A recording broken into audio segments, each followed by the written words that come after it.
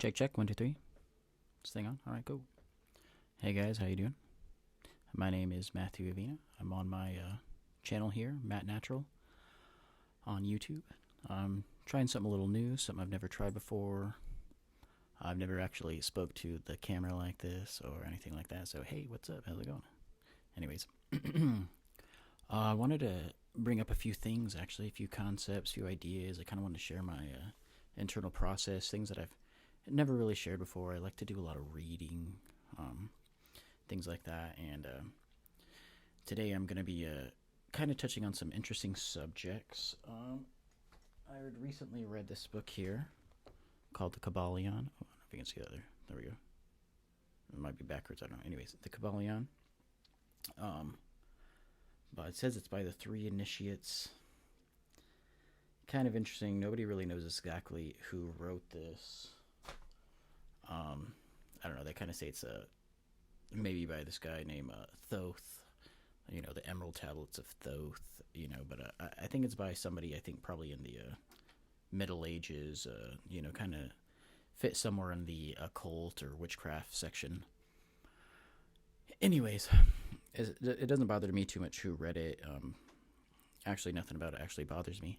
It's more just a couple concepts that I kind of agree with, that I kind of wanted to touch on with, see if anybody's out there maybe agrees with me, maybe has some commentary on the subject.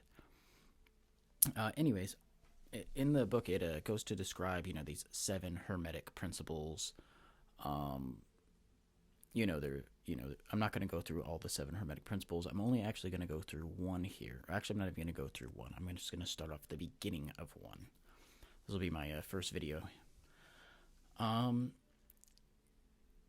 So, the first Hermetic principle is the principle of mentalism. And they try to explain that the universe itself is mental. That this is a mental construct of God, basically, put in a quick and easy term. Now, that's a lot to try to throw at you 1 second here, so I'm going to break it down into a couple of videos at least. And for the first video, I'm not even going to go into the principle of mentalism. In this first video here, I'm going to try to keep it short and sweet. We're going to move into defining God, which I know that's also a huge one to try to explain here. But anyways, we're going to try to kind of basically define an idea using our reason and our logic. We're going to attempt to explain God. In the book they call God, as we all know, God. This prescribes to no or subscribes to no particular religion. This isn't Christianity. This isn't Wicca or witchcraft. This isn't Kabbalism. I know it's called the Kybalion. It has nothing to do with Kabbalism. Anyways, besides from all that, the idea of what is God, and in the book they call God the All. And they're trying to explain that God is basically the mind, or the world, or the universe itself is God's mind, basically. Now, that's a lot to try to take in real quick, but we're going to try to go through a couple things simply here. One example would be, okay, we're going to try to define God. Let's say God would have to be infinite. That would be one thing there. God would have to be infinite, because for God to create the universe as we know it, the universe is finite. The universe is going to have an end. The planets, the suns, they have a time limit. They're going to go supernova. The planet's going to be destroyed. That whole thing. So the universe as we know is finite, and we know life is finite. We're born, we come from somewhere, we come from matter, a bunch of different things, and then we eventually, because of entropy, what do they call it? Entropy? Anyways, we get old and die. We're going to get old and die. And the universe is going to get old and die as well.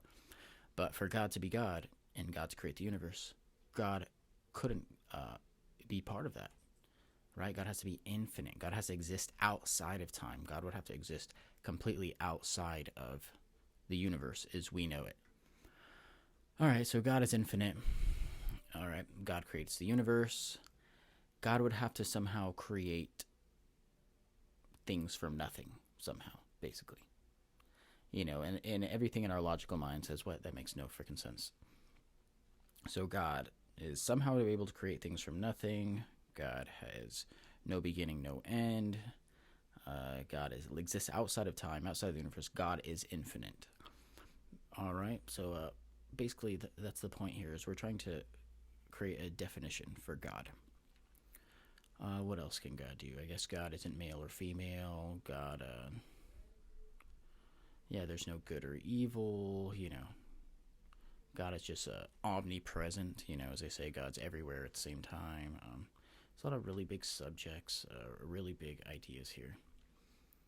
So that kind of touches on the idea of a basic definition of God. And so that's going to end. I'm going to end this video here. In the next video, we're going to move into the idea of the universe is mental, or the principle of mentalism, and how to explain why the universe is God's mind. All right, so we're going to end that here, and I'll see you next time.